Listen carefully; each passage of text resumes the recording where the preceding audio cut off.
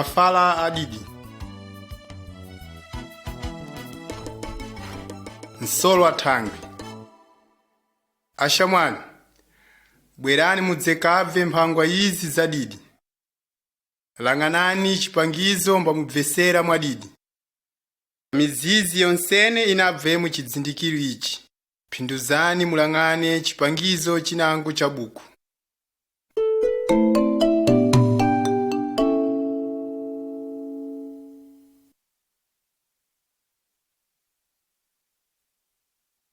Chipangizo cha kutoma. Dziko mbidzati kulengiwa. Pakutoma Mulungu akhali yekheni. Mulungu alenga dziko mbalonga kuti mbichioneke chiyeza. Thangwe kale dziko ikhali na chidima basi. Mulungu amwaza masikati na masiku. Sawasawa ninga pepo pa chipangizo cha kutoma. Iye amwazisambo pontho madzi anyanza na madzi amakole. Kumbukani kuti madzi ya Mulungu asabuluka kumakole. Mulungu achita dzuwa toera itonge ntsiku. Achita nthanda toera itonge masiku. Natenepo Mulungu achita pyonsene pontho mbatonga pyonsene.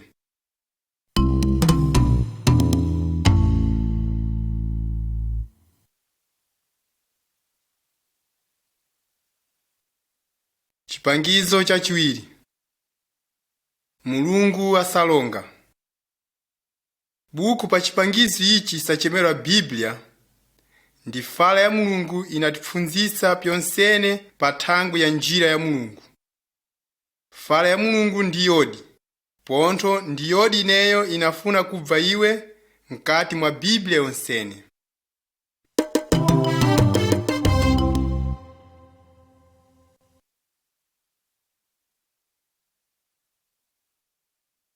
Chipangizo cha chitatu.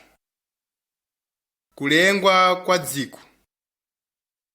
Mulungu na fala yace alenga pyonsene. Alenga mataka, mapiri, bara na nyanza. Pakumala achita pyonsene pinaoneka. Nyama za madzi, mbalame na pinyama pyonsene pyakusiyana-siyana.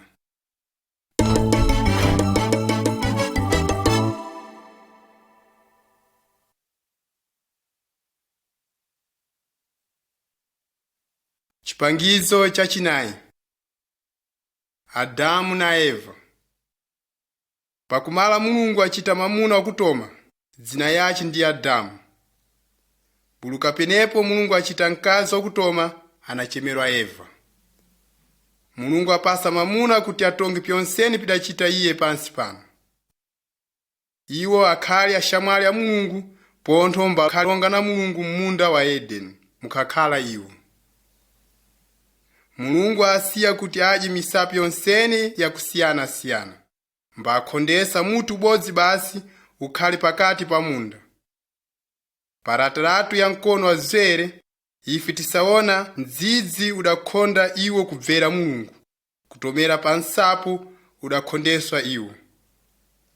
Parataratu ya mkono wa madyo, ife tisaona nyatwa ikapasa Mulungu Adamu na Eva. Mbaponya kunja kwa munda wa Edeni. Kubulikira pa ntsiku ineyo, misapu yonse ya munda ikakhondeswa. Natenepo, iwo akatongwa kuphata basa pikulu toera kuona chakudya. Pontho kutomera pa ntsiku ineyo, atoma na kubva kupha, nthenda na kufa.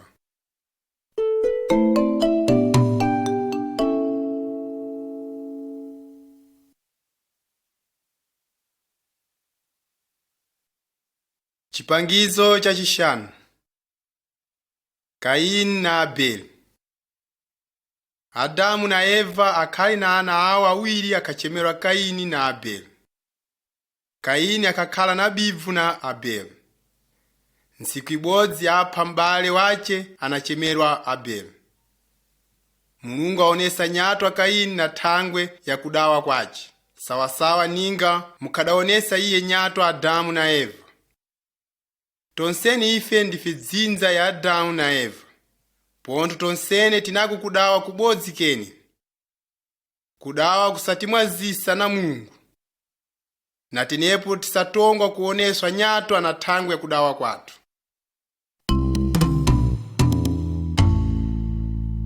Baba watu muli kusulu, zina yanu mbailemeze o baba watu. Baba watu muli kusulu, zina yanu mbailemeze.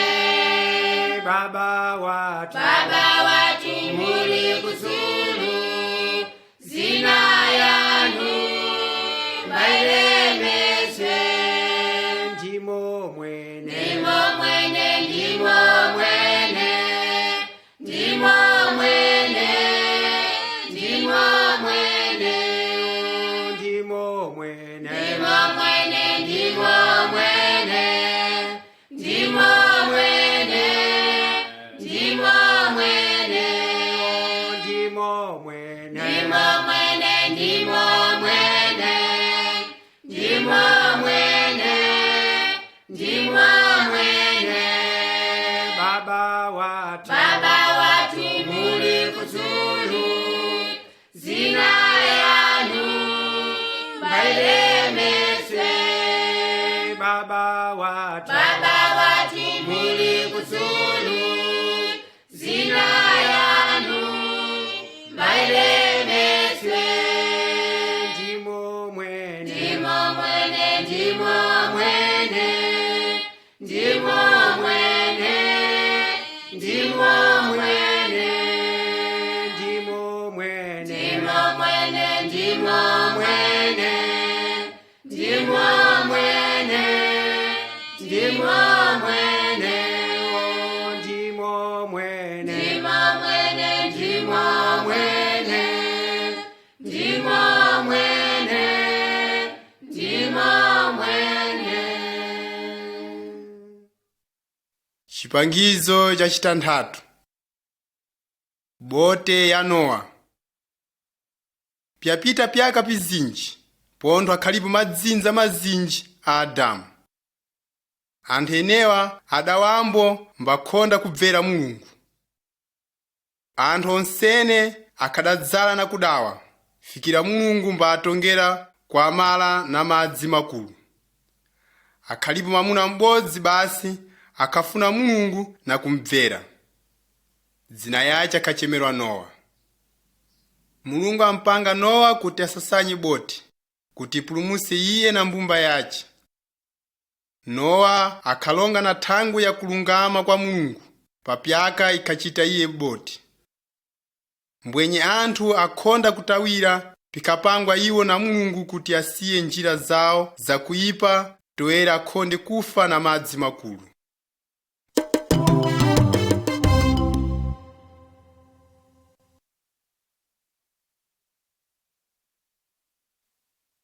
Chipangizo cha chinomwe. Madzi makulu. Bote pidamala iyo kusasanyiwa, Nowa atoma kupitisa mwenemo mbalame na pinyama pyonsene pyakusiyana-siyana, ninga mukadapangira Mulungu. Pakumala, Nowa na mkazi wace na ana ace atatu na akazi aombo apitambo muboti. Mulungu mbafungira nsuwo. Buluka penepo Mulungu avumbisa madzi makulu na kudzaza anango mbabulikira na pansi mbadzaza dziko yonsene. Penepo ukhalipove tayo mdzidzi wakuti munthu apulumuke. Nowa na mbumba yace apulumuka. Mbwenye anthu akhali kunja kwa bote afa onsene na madzi. Nowa na mbumba yace apulumuka, thangwe iye atawira Mulungu na kumvera.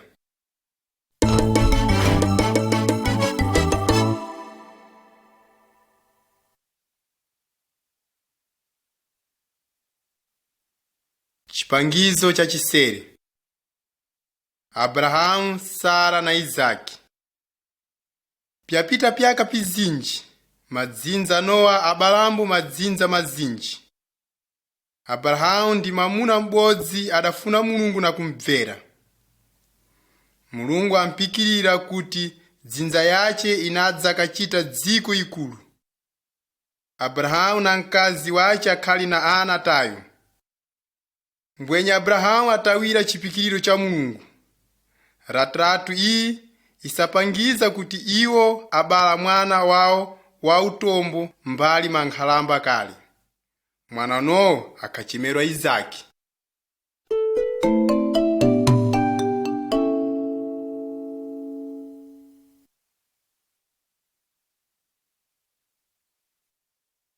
Chipangizo cha chipfemba. Mozesi na mwambo wa Mulungu. Abrahamu ninga mudapikilirwa iye na Mulungu, Izaki adzakakhala na dzinza ikulu. Dzinza ya Abrahamu yadzakabala dziko ikulu inachemerwa Israeli. Mozesi akhali wa dzinza ibodzi yene ya Abrahamu, mbatawirambo Mulungu na kumvera. Ntsiku ibodzi Mulungu achemera Mozesi kuti ayende pa phiri. Pale padapaswa iye miyambo toera apfunzise anthu. Rataratu iyi isatipangiza kuchita kwa Mozesi pa phiri na miyambo ya Mulungu idalembwa pa miyala miwiri. Mulungu asafuna kuti anthu onsene amvere miyambo yace, matongero.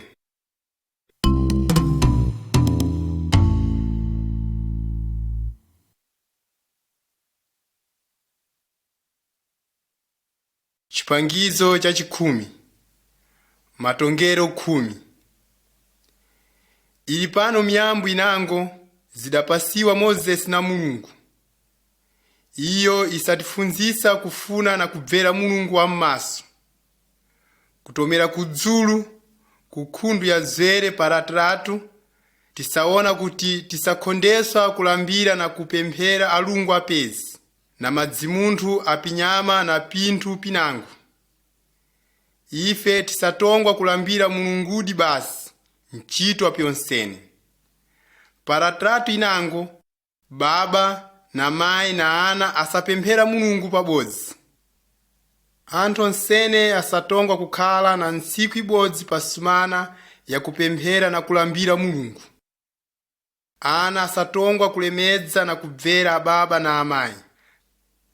Ratratu ya pansi kukhundu ya dzere, Mulungu atipanga pamwambo wace kuti tikhonde kupha, tikhonde kukwata mkazi wanzathu, kuchita lukwali. Ratratu ya kumalisa, mbatilekeni kuba penu kusilira, pire pidakhonda kukhala pyathu, penu kuba pinthu pya anthu anango. Mulungu asatitonga kuti tibvere miyambo yace.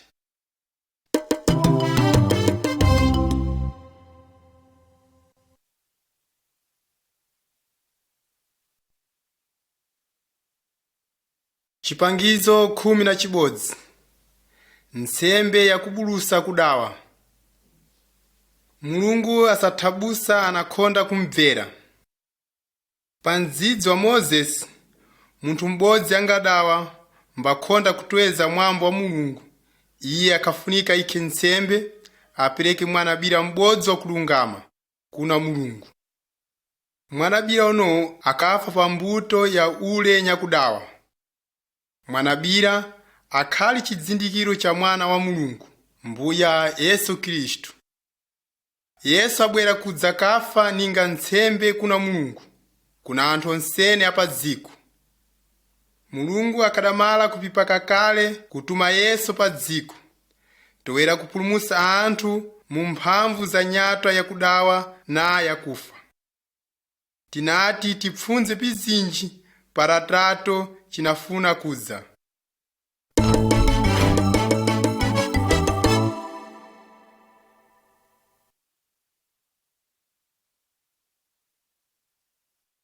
Chipangizo 12.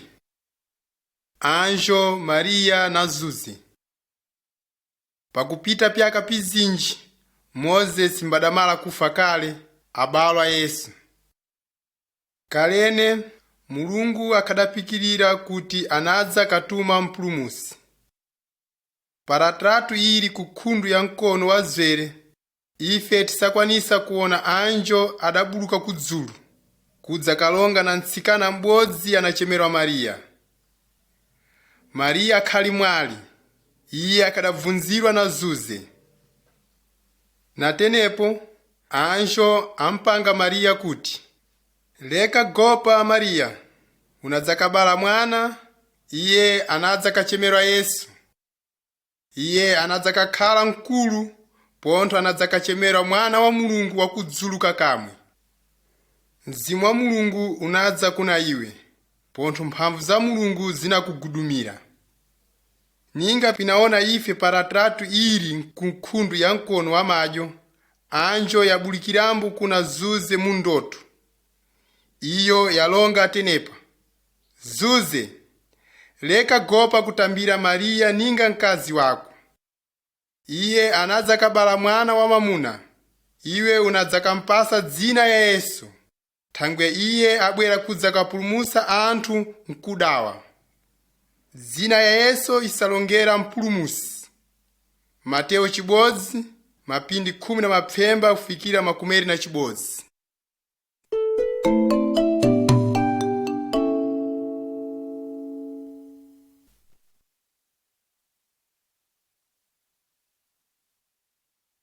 Chipangizo 13. Kubalwa kwa Yesu. Zuze na Mariya akafunika chiti ulendo kuenda ku mzinda ubodzi unachemerwa Beleya. Panzizi ukhali iwo mu mzinda unowu, Mariya abala mwana wa mamuna, Yesu, mbamuyika mchombo chakudyera pifuyo, thangwe akadasowa mbuto yakugona. Na masiku yenewa mabodzibozi, anjo bodzi abulikira kuna akumbidzi anangwa mabira akakhala duzi na penepo. Anjo apanga akumbidzi na thangwe ya kubalwa kwa Yesu ku Beleya. Anjo zizinji zaonekera kudzulu, mbizimba na kukuza Mulungu. Natenepo akumbidzi enewa ayenda ku mzinda toera kaone Yesu mpulumusi.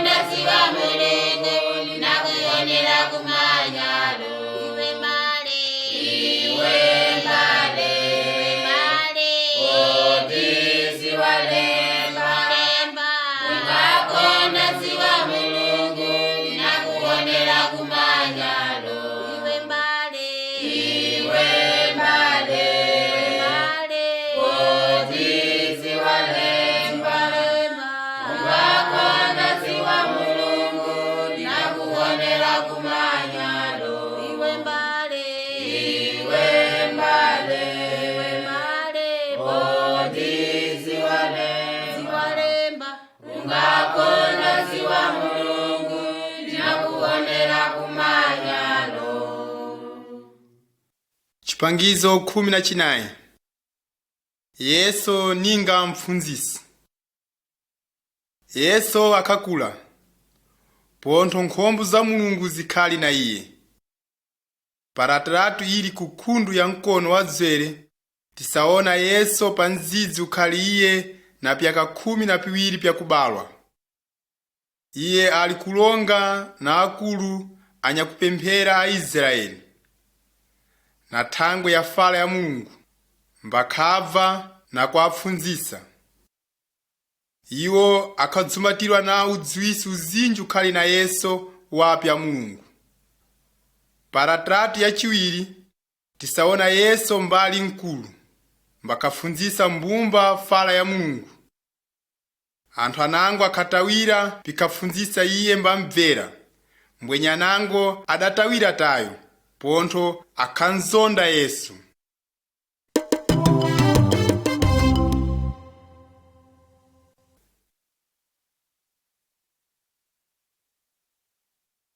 Chipangizo 15. Pilengo pya Yesu. Maratrato awa asapangiza mphamvu ikulu ya Mulungu Baba idapasa iye Yesu toera kuchita pilengo. Paratrato ili kukhundu ya mkono wa zwere, Yesu asagweza mamuna m'bodzi adabala mbali zimola. Pakumala kunkhweza mamuna awanga. Paratrato ya pakati tili kuona Yesu alikulamusa mwana akhadafa, ababa wache mbali penepo. Kukhundu ya mkono wa madyo tisaona Yesu mbakafamba na padzulu pa madzi, kuyenda kunanya kupfunza ache akhali m'bote. Mbuya Yesu achita pilengo pizinji ninga penepi, toera kupangiza kuti iye akhali mwana wa Mulungudi.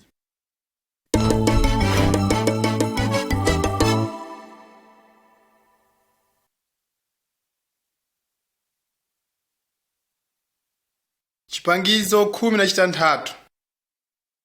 Yesu athabuswa. Mwinji wa wanthu ukhatwera Yesu. Iye akhawangisa atenda mbakhafunzitsa njira za Mulungu. Yesu abwera kudza kapulumusa anyakudawa, na ale akhadatayika.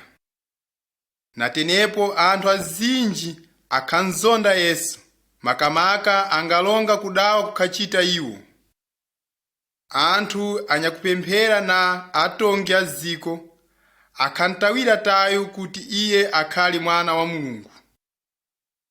Natenepo ammanga amulongera pyapezi mbammenya.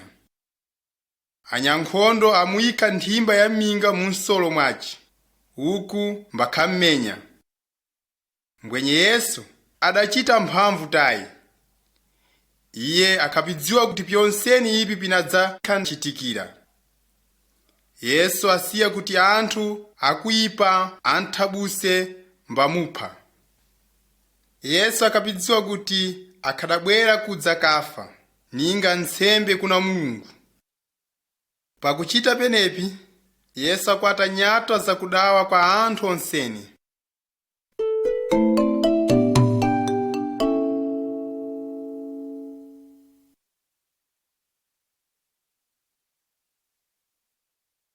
Chipangizo 19. Yesu afa pa mtanda. Mbuya Yesu akhomerwa pa mtanda. Mudamala iwo yikha mtanda pa mbuto yace, ankhomera Yesu penepo mbakhala mpaka kufa. Pa mbuto ibodzi yene akhomerwambo mapanga mawiri, uku m'bodzi uku m'bodzi, Yesu pakati. Ukhali nsambu wawo pa ndzidzi unoli, kupha mapanga na usumankha ninga unoli. Mbwenye Yesu adachita chinthu chakuyipa peno dodomesa chinthu tayo. Iye abwera toera akhale nsembe yakupfudza nayo kudawa kwa anthu onseni. Ife tonsene tadawa, tisatongwa tife, fera kudawa kwathu. Mbwenye Yesu akwata nyatwa zonsene zikafuna ona ife tonseni. Natenepo tingadambula kuti ndife anyakudawa mbatichinukadi pyamaso kudawa kwathu. Mulungu anatilekerera mbatichenesa kudawa kwathu konseni. Khulupirani, twerani pontho mutawire, Mbuya Yesu Khristu munapulumuswa.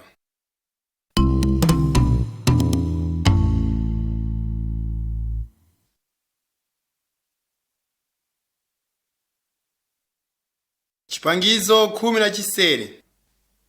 Kulamuka pakufa. Anyamalo a Yesu akhanyerezera kuti tingankhomera tinampfudza. Mbwenye sipyo pidachitika tayo. Pidamale kufa pa mtanda, ashamwali ace akwata manungo mbayika mu nthumbi ikhadakumbwa pa mwala. afunga pa msuwo wa nthumbi na mwala ukulu. Akulu anyandale apanga nyankhondo kuti alang'anire nthumbi. Pakumala ntsiku ziwiri, mbwenye ntsiku yachitatu, Yesu alamuka pakufa. Pidayenda akazi pa nthumbi, agumana mwala wabuluswa pa msuwo, pontho Yesu akhalimo nthumbi tayo. Natenepo, anji ziwiri zabulukira. Izo zapanga kazi kuti Yesu ali m'maso. Iye ali pano tayo. Anjo zalonga kuti Iye alamuka. Pakulamuka pakufa, Yesu apangizika pakwecha kuti Iye ndi Mulungu. Na lero Yesu ali m'maso, pontho Iye ana mphamvu zikulu zakupita Satani na kufa.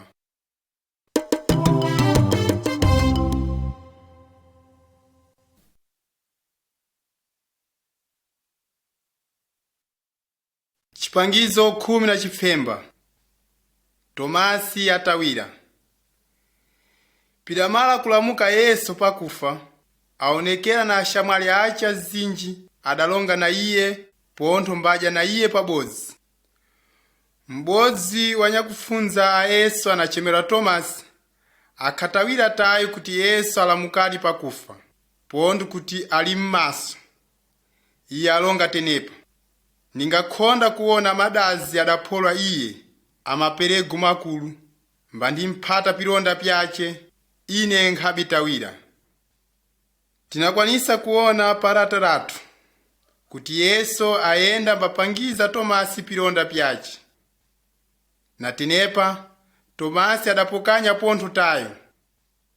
Agwa pansi pa miyendo ya Yesu mbampanga kuti, Mbuya wanga na Mulungu wanga. Yesu antawira kuti, Tomasi, pidandiona iwe watawira. Ana nkhombo ale adatawira mbakhonda kundiona.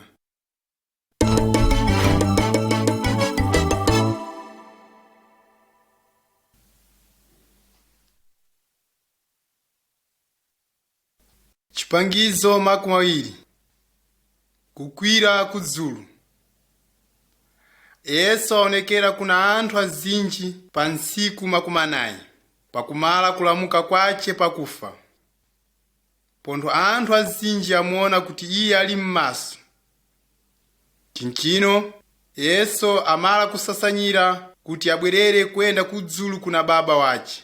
Thangwi akhadamala kuchita basa ikhadadza Iye kachita. Pontho Yesu apanga nyakupfunza ace kuti amwaze mphangwa zadidi kuna anthu onsene. Anyakupfunza ace akhalang'ana m'makole. Mukhabuluka Yesu pansi pano kwenda kudzulu. Zabulukira anju ziwiri, zikhadabvala nguwo zakuchena, mbapanga kuti ntsiku inango Yesu anabwera pa dziko, sawasawa ninga mudamuonera imwe mbakhayenda. Mpaka ntsiku ineyo Yesu anakhala kudzulu. Kweneko Iye ali kusasanyira mbuto ya onsene anatawira mbantowera. Imwembo musanyerezera tani. Musatayira Yesu mbamtowera. Mwasasanyira ntsiku ya kubwera kwace.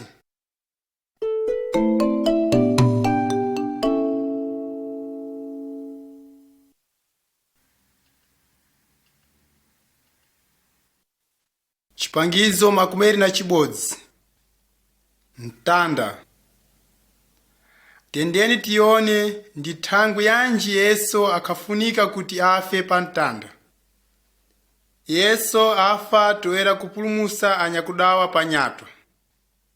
Imwe musakumbukira kuti chiropa cha Yesu Kristu, mwana wa Mulungu, chatichenesa kudawa kwathu kwa kusiyana-siyana konsene. Yesu chipo akhadadawa, ngwenye Iye afa toera kupfudza kudawa kudatimwazanisa na Mulungu. Mtanda usatikumbusa kuti Yesu ndi bira ya kulungama ya Mulungu, idachitwa nsembe thangwi ya ife. Ife tingatawira Yesu, mbatichinyuka kudawa kwathu, tisalekererwa na Mulungu Baba. Yesu atichita ana a Mulungu. Iye abwera toera kutidzesera pontho kubverana kukhali na ife na Mulungu.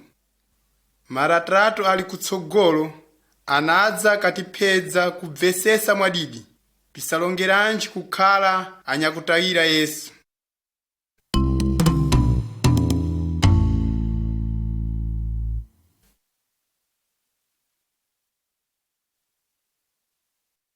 Chipangizo makumi awiri na chiwiri.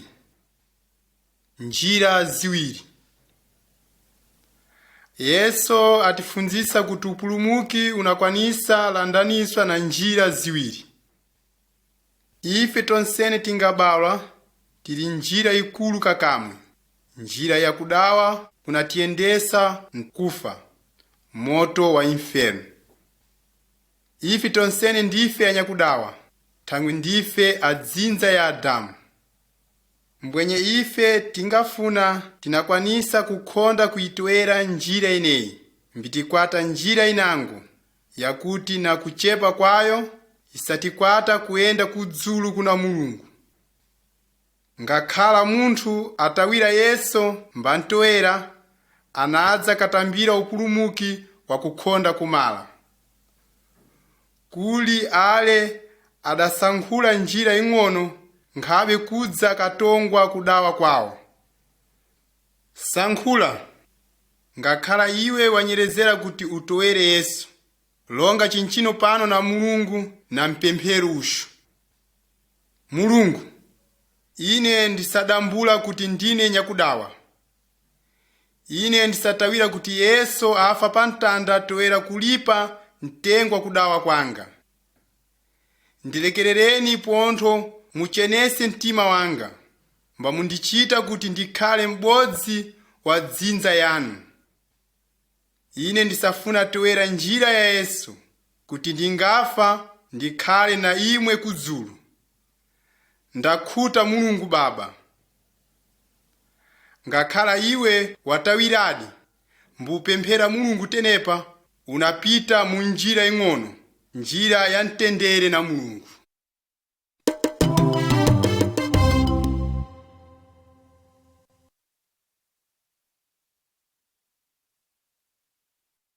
Chipangizo makumi awiri na bitatu. Ana a Mulungu. Yesu asatambira munthu onseni, wamadzinza onseni, dziko peno malongero onseni. Onseni anatawira Yesu asachemera ana a Mulungu. Iwo ali njira ya Mulungu inakwata kwenda kuna Mulungu Baba, mbakhala ninga ubale pabodzi pene na Yesu Khristu.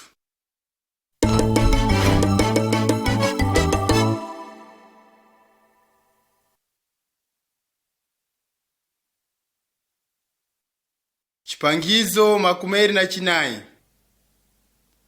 Kubalwa katswa. Yesu pikakhala iye paziko, iye afunzisa mwamuna m'bodzi wakupemphera anachemerwa Nikodemu. Na masiku iye ayenda kuna Yesu toera kapfunza mafala Mulungu. Yesu alonga kuna Nikodemu kuti onsene ale anafuna kukhala ambumba ya Mulungu asafunika akhale na makhaliro matswa, sawasawa ninga kubalwa patswa. Ife nkhabe mphamvu za kuchinjika teka. Mbwenye mzimu wa Mulungu usatipasa makhaliro matswa, male tingatawira Yesu mbatintwera. Na tenepo tinachitika anthu atswa pontho na ana a Mulungu.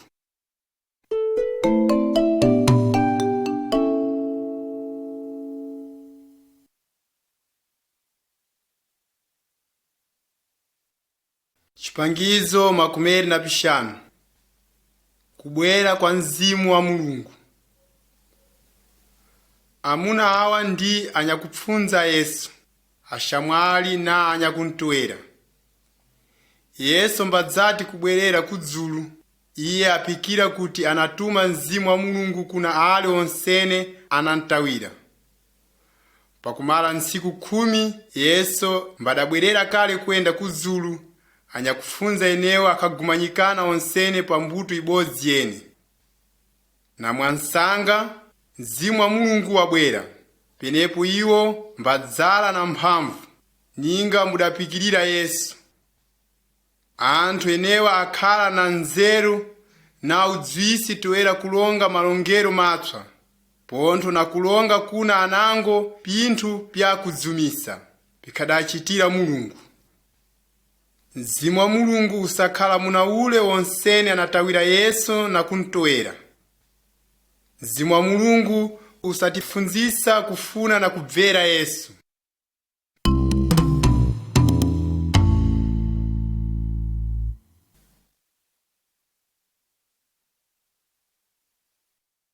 Chipangizo makumairi na pitanthatu. Kufamba muchiyeza. Munthu mbadzati kutawira Yesu Kristu asakhala ninga mamuna wa paratratu ya khundu ya zere, asafamba mchidima. Munthu noyo asagwegweduka kazinji kene mbagwa mkudawa, thangwe nkhabi chiyeza chinamuwanikira. Mbwenye tingankhulupirira Yesu, tinakhala ninga mamuna anafamba munjira ya kupata ntsiku ya dzuwa.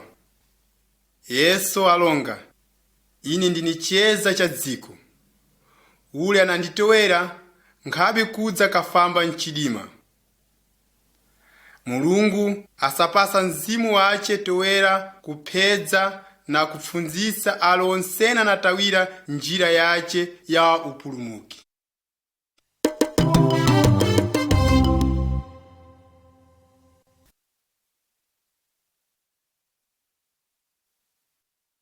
Chipangizo makumairi na pinomwe. Kubvera fala ya Mulungu. Ule anatawira Yesu Kristu ndi munthu mutswa, pontho asabvera fala ya Mulungu. Iye asapereka takhuta kuna Mulungu na thangwi ya kulekererwa kudawa kwace. Ule anatawira Yesu nkhabi kuchita lukwali, nkhabi kuchita nthonga penu uviyaviya, nkhabe kuba pondo nkhabe kulambira madzimunthu, alungu apezi penu mizimu. Mzimu wa Mulungu usapasa mphamvu anyakutayira Yesu kuti achaliri kudawa, mbachita pyonsene pya kulungama.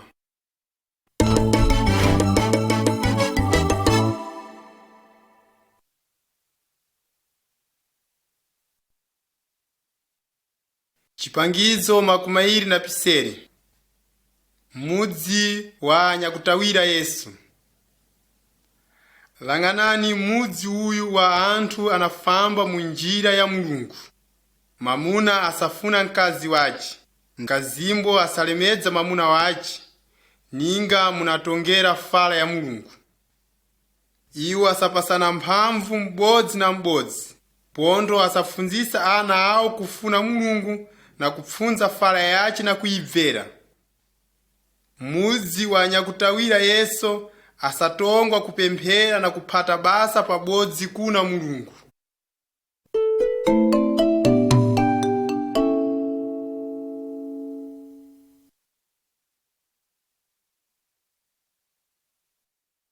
Chipangizo makumeri na pifemba. Funani anyamalo anu. Yesu afunzisa anyakupfunza ace kuti iwo afune anthu onsene, funa anyamalo awo ene. Tisatongwa kuphedza munthu onsene anasowa, munthu wadzinze nango ene. Yesu alonga nsanji ubodzi, pa thangwe ya mamuna m'bodzi adaphekeswa mbabelwa na mambava. Mamuna m'bodzi wadzinze enango agumana anyakuphekeswa mbali pansi. Penepo iye amvera nsisi, mbansasanya thangwi ndi munthu akafuna kuphedziwa. Penepo iye adampempha kuti alipwe kubiri tayo na thangwi ya basa idachita iye. Yesu alonga kuti ife tisatongwa kuchitambo udidi ninga mamuna uyu.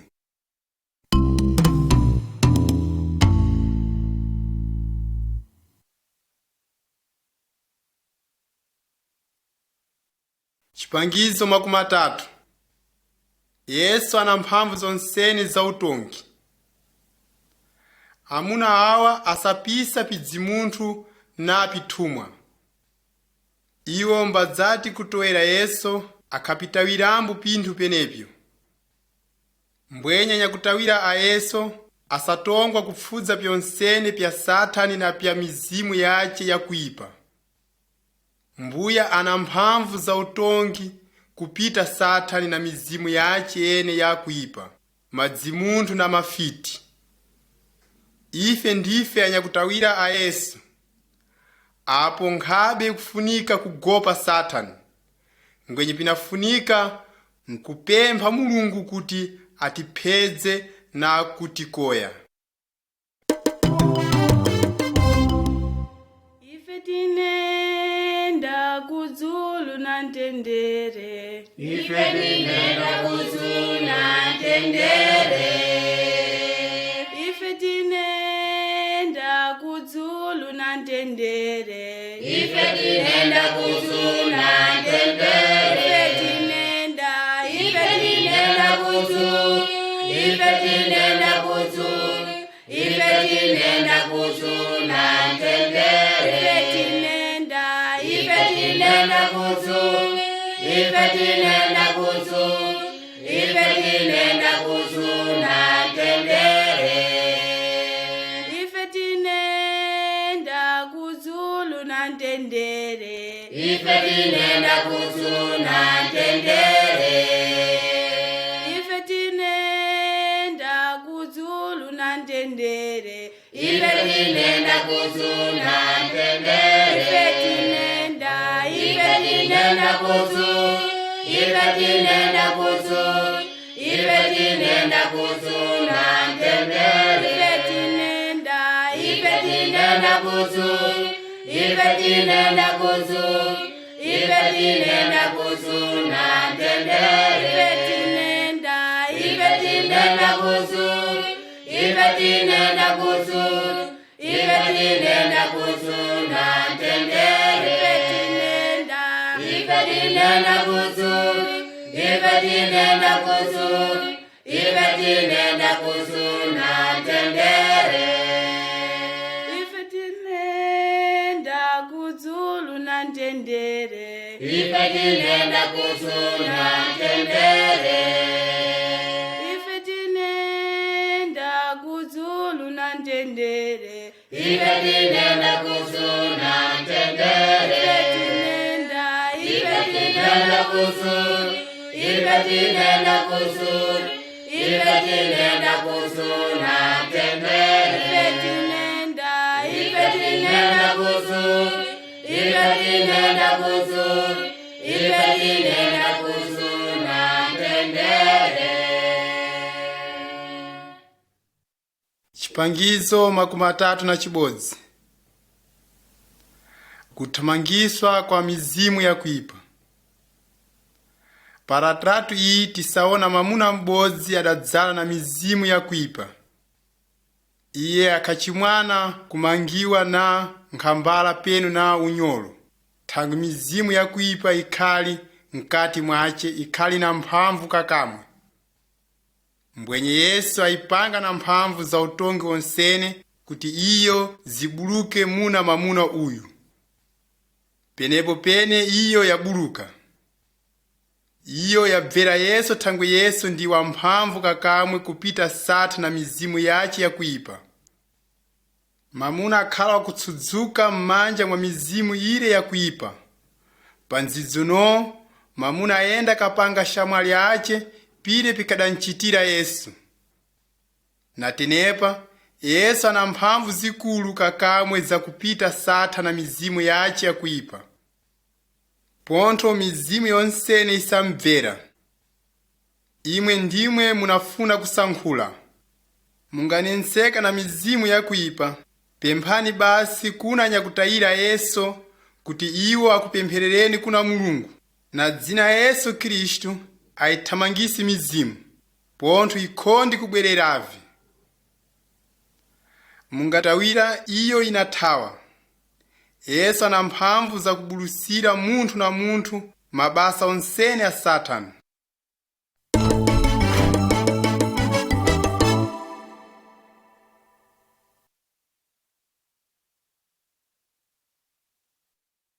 Chipangizo 32 kutowera Yesu.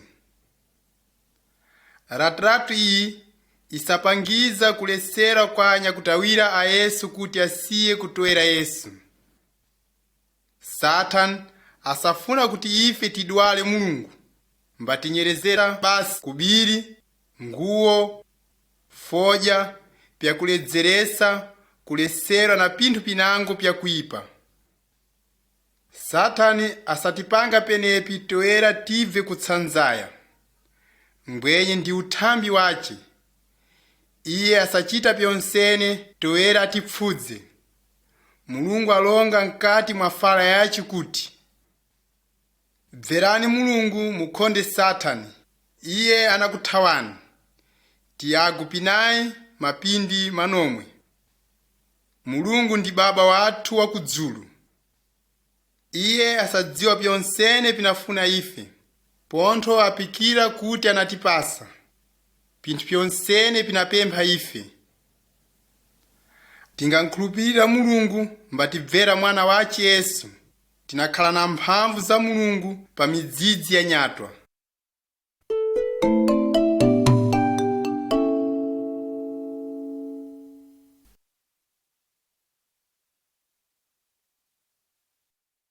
Chipangizo 33 ife tingadawa. Ntsiku ibodzi Yesu alonga nsanje ushu. Mphale m'bodzi abuluka pa nyumba mbayenda kachita pinthu pyakuipa. Iye abvunga kubiri yonsene ikhadampasa baba wace, mbayenda nathabuka. Pakumala kwa kubiri mwaoneka njala ikulu mu dziko ineyi. Mphalono mbadza kacherengeratu pontho mbakhathabuka pikulu kakamwe na njala. Iye akhasumbikika na pili pidachita iye. Abwerera kuna baba wace mbapempha kulekererwa. Baba wace antambira pontho mwana wace pa nyumba. Thangwe akhamfuna pikulu kakamwe. Nsanje uyu usatipangiza kuti tingadawa, tinakwanisa kudambula kudawa kwathu. Ngakhala tamala kuchinyukadi, Mulungu anatilekerera.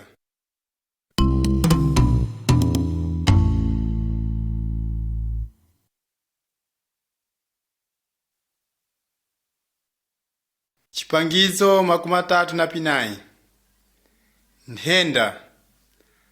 Paratratu iyi mamuna na nkazi asadzudzumika. Wawo m'bodzi ali kudwala. Mbumba ya Mulungu isafune ichitenji ingaphata na utenda. Iyo asafunika pemphere. Kuna mbuya mbankhulupira kuti anachita pyadidi pinafuna iye. Nthenda ipi na ipi Mulungu asakwanisa kuikonza.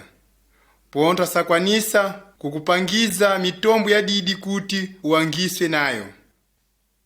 Mulungu asafuna ana ace na thangwi ineyo asaonerera na pyonsene pinachitikira. Iye asatigugumirambo kwa Satani. Na thangwi ineyo nkhabifunika kuti tigope Satani. Mbwenye tisafunika tikhulupirire Yesu toera atitsogolere mbatikoya. Yesu ali na ife. Yesu asatipasa mtendere pa midzidzi ya kunensa.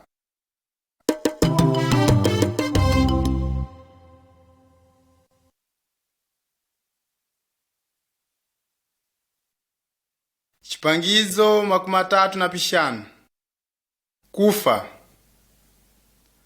Ife tonsene tisadziwa kuti ntsiku yace tinafa. Mbwenye kutsogolo pinadza kachitikanji. Nyakutawira Yesu m'bodzi angafa, mzimu wace uli kuyenda kuna Yesu Khristu. Biblia ndiyo fala ya Mulungu isatifunzisa penepi. Ashamwali a munthu adafa mbaleke kutsukwala. Anyakutawira Yesu mbaleke kugopa kufa. thangwe tisadziwa kuti Mulungu asatifuna pontho kuti atipulumusa mkudawa. Kuna ale anakhonda kutawira Yesu nkhabe chikhulupiriro chakukhala pabodzi na Mulungu pakumala kufa. Iwo anayenda kumbuto ya nyata inachemera jenji ya moto. Iwe ungafa unaenda kupi?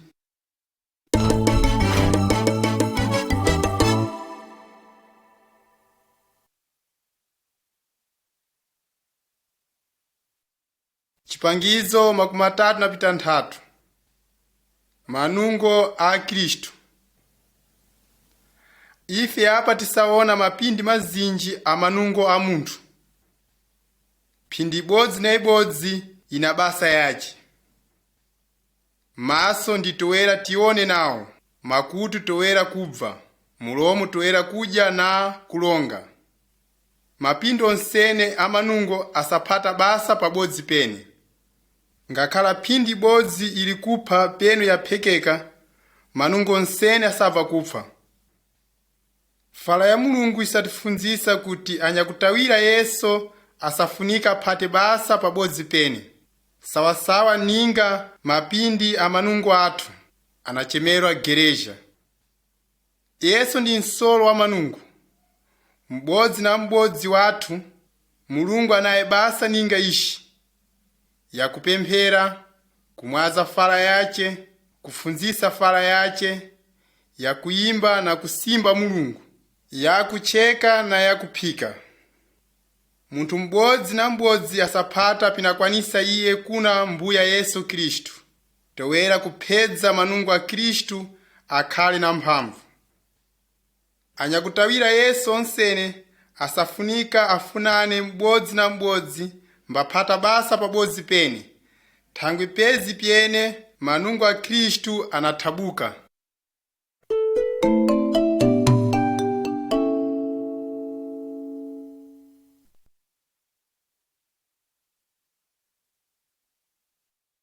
Chipangizo 33. Kuphatana kwa anyakutawira Yesu. Anyakutawira Yesu asafunika gumanyikane kazinji kene. Toera alambire Mulungu pabodzi pene. Asafunika apfunze mu Biblia kusimba Mulungu pontho na kupemphera. Thangwe Biblia ndi fala ya Mulungu. Pontho tisafunikambo tipereke miyoni yathu pa basa ya Mulungu. Mbuya asatipanga pontho kuti tikumbuke kufa kudachita Yesu Kristu fera ife. Paratratu iyi tisaona a Kristu mbumba ya Mulungu mbakhamenyerana nkati pabodzi pene na vinyo. Mkate usatikumbusa manungo a Yesu adakhomerwa pa mtanda, adamenyiwa na thangwe yathu. Vinyo isatikumbusa chiropa chachi chidachololeka toera kutitsuka mkudawa mbatimvera pontho Mulungu. Tisatongwa tikumbuke kufa kudatifera Yesu, toera tifune na mtima wathu onsene.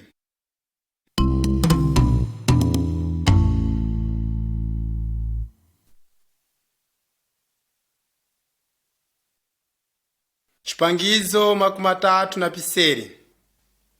Yesu anabwera pontho. Panzidzi udalonga Mulungu, Yesu anabwera pontho na mwansanga. Buluka kudzulu kudza pansi ninga mudapikirira iye.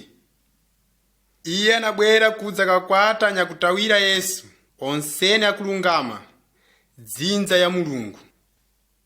Mbuya Yesu analamusa munthumbi mbayenda nawo kudzulu mbumba yonsene ya Mulungu ikhadafa. Nthumbi mbizisala zapezi. Phindi nango ya mbumba ibodzi yene inafuna kugumanika mbiri m'maso pano paziko, inadza kakwatwa ambu kuyenda kudzulu. Kudafuna kudzakhala iwo pabodzi na Kristu, kuyenda na kwenda. Ale anakhonda kutawira mbakhonda kutowera Yesu anasala pansi pano. Pontho anati apite mkutongwa kukulu kwa kugoswa kwa Mulungu. Ife nkhabe kupidziwa kuti Yesu anabwera lini, na tenepo tisafunika tikhale akusasanyira na kudikira. Yesu angabwera lero, imwe mwamala sasanyira.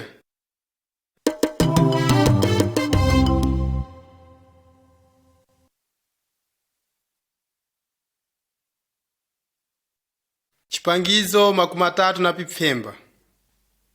Kubala misapo. Sawasawa ninga muti wa misapo na chipangizo ichi usabala misapo. Nyakutawira Yesu asabala misapo ya mzimu wa Mulungu. Yesu alonga tenepa.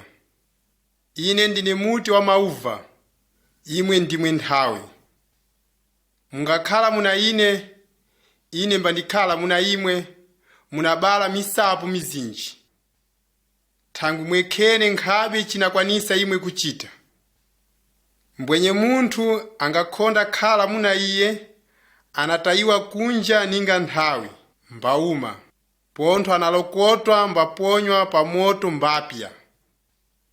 Mzimu wa Mulungu usakhala mbuphata basa m'mitima mwathu towera kubala misapo. Ninga kufunana, kutsanzaya, kukomerwa, mtendere, kupirira, udidi, nsisi, kubvera, kupichepesa na kupiphata mtima. Nthawi za muti zingaleka kubala misapo, zinagwandiwa mbazifa, mbazipiswa. Anyakutowera Yesu asafunika bale misapo mizinji, ninga ineyi inalonga ife, ninga kufunana na pinango, mbasimba nayo na kulemedza Baba wathu wakufunika Mulungu wakudzulu.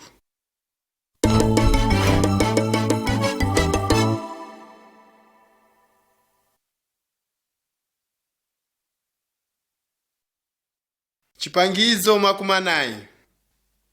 Kulonga umboni wa mphangwa zadidi kuna anango. Yesu alonga kuti alonsene anantawira asafunika kwate mphangwa zadidi za upulumuki ayende nazo kuna anthu onsene.